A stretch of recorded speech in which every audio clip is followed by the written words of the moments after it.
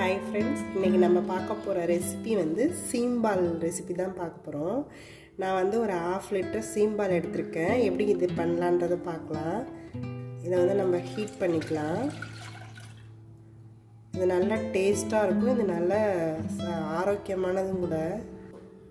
இந்த சீம்பால் பண்ணுறதுக்கு நம்ம பாலை ஊற்றி இதை நல்லா ஹீட் பண்ணணும். இது ஹீட் பண்ண நம்மளுக்கு அந்த மாதிரி திரிஞ்ச ஒரு இது மாதிரி வர ஆரம்பிச்சிடும்.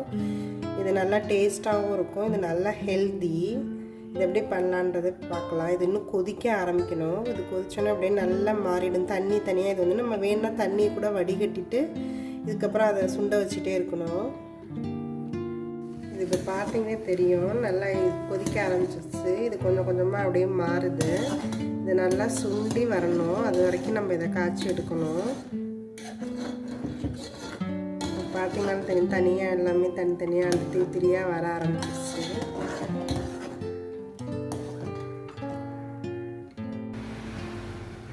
இதில் நான் கொஞ்சமாக ஏலக்காய் தூள் போட்டுக்கிறேன்.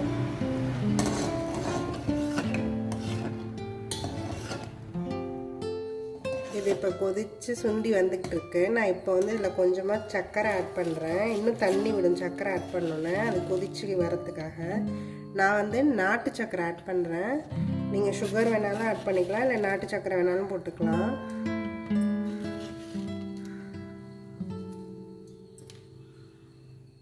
நான் இப்போ சர்க்கரை சேர்த்துருக்கேன். இது நல்லா இன்னும் சுண்டி வரணும். இந்த சீம்பால் பார்த்திங்கன்னா தெரியும், இன்னும் சர்க்கரை போட்டுனா தண்ணியாக ஆகிடுச்சு.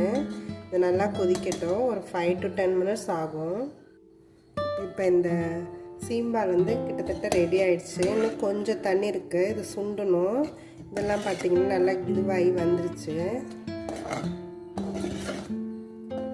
இது இன்னும் கொஞ்சம் தண்ணி வந்து சுண்டுற அளவுக்கு இன்னும் கொஞ்சம் கொதிக்க விடணும்.